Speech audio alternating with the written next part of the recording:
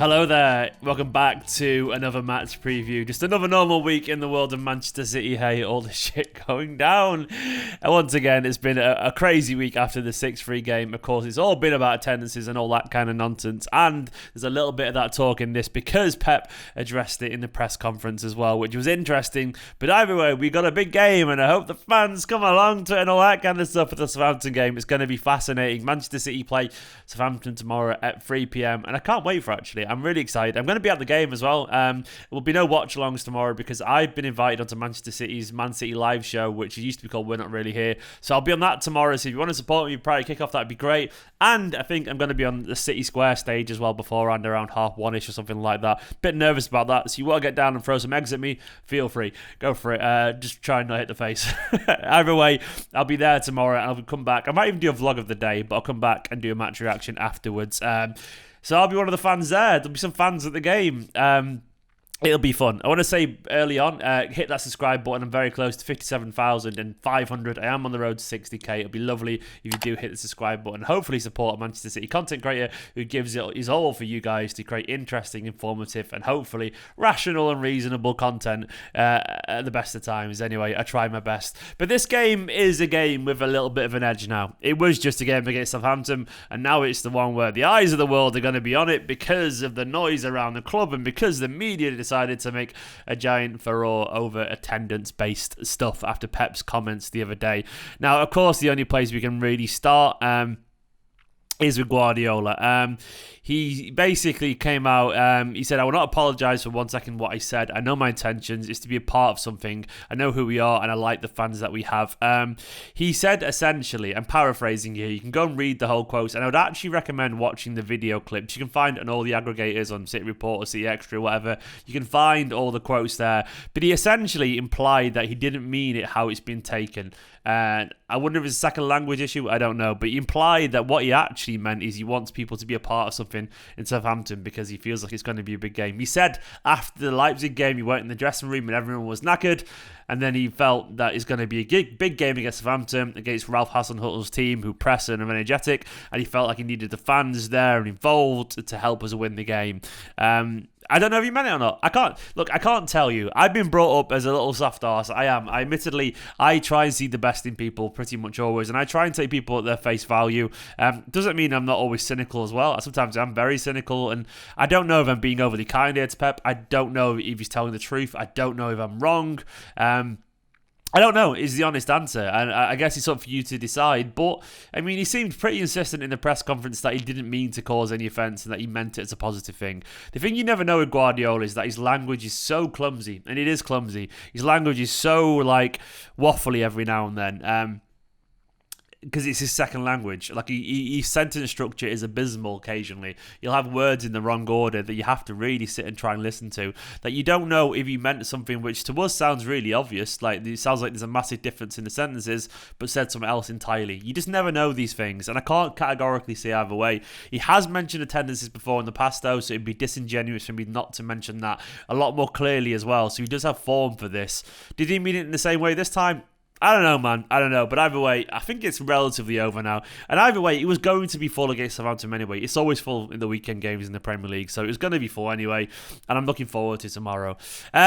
Away from that, the overview, obviously, this is still a good game against Southampton side, currently sat in 14th, I think. We've had a pretty poor start to the season, but of course, Southampton are still a decent team that we have to take seriously. And it's a good chance as well to potentially get 3 points on the board ahead of a very tough run of fixtures. We've got the mighty Wickham. Now, I was of course referring to Chelsea and Liverpool in the Premier League, sandwiched between them, PSG. So this isn't going to be an easy run of games. It's going to be a very interesting few days.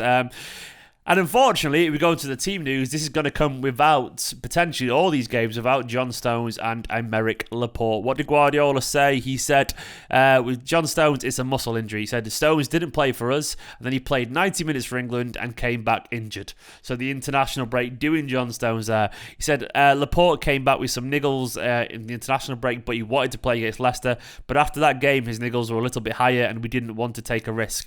And he wasn't optimistic either about the future games. games. He said, I don't know against Wickham or Chelsea, but hopefully they can be ready after. So maybe, hopefully ready for PSG and potentially Liverpool. I don't know. But either way, it's a shame. It is a shame that those players aren't going to be involved. But other than that, it's a clean bill of health. I know Liam Delap as well is now back in full training. I don't suspect he'll be involved tomorrow, but maybe it's Wickham, which would be nice.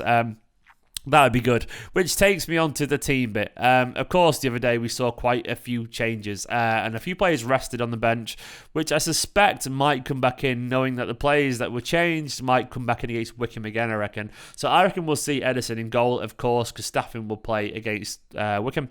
It'll be, I think, I wouldn't be surprised actually if Kyle Walker does actually get another rest with Cancelo right back. Cancelo was good the other day. I've got a feeling. I think he'll play because they've got fast wingers. I think he'll play Kyle Walker.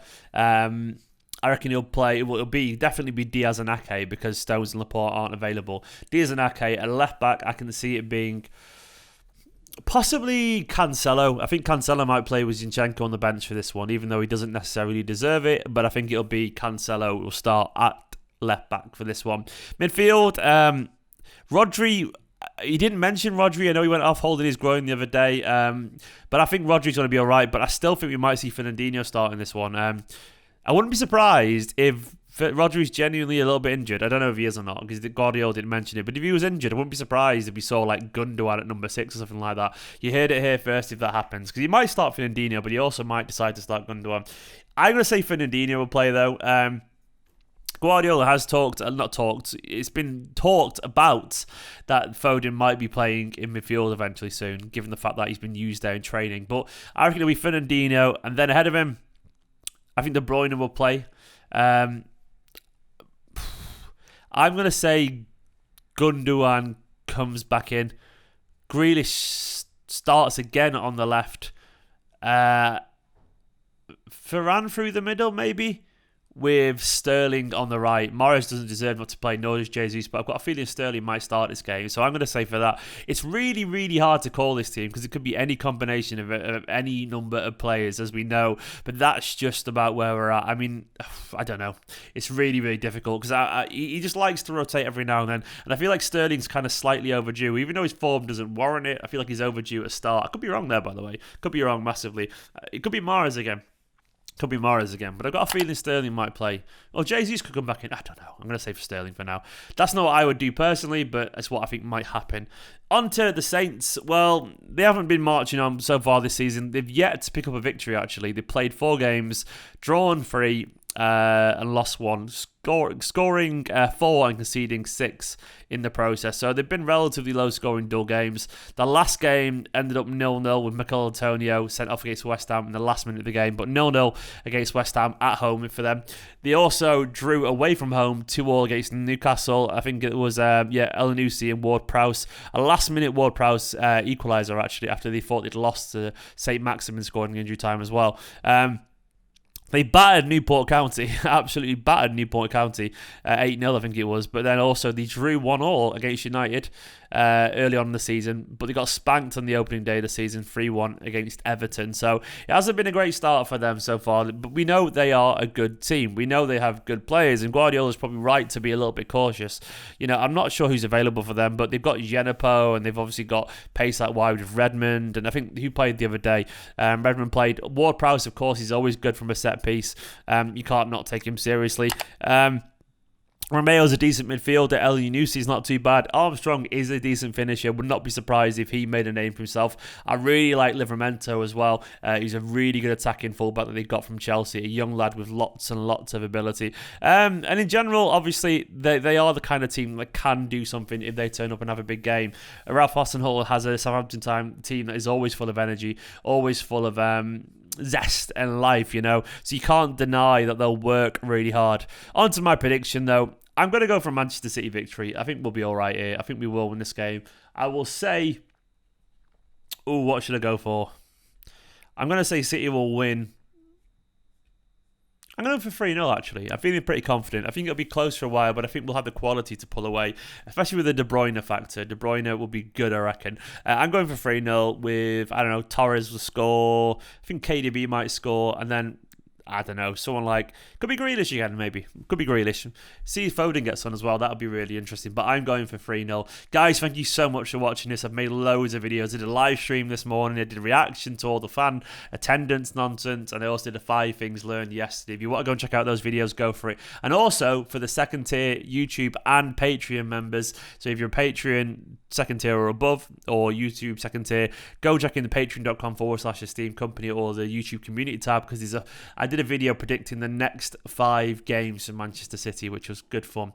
So if you want to watch that, second tier YouTube or Patreon members, all the support's appreciated. Big love to my Patreon producer, Scott Denemy. Don't forget to like, comment, subscribe. I'm getting so close now, so close to 60k. I'm just checking the amount of subs I've got right now. Where am I at? Well, not that close to 60k yet, but close in general. I need a couple more subs to get to 57,500. Hit the subscribe button. See you all tomorrow. Big love in a bit.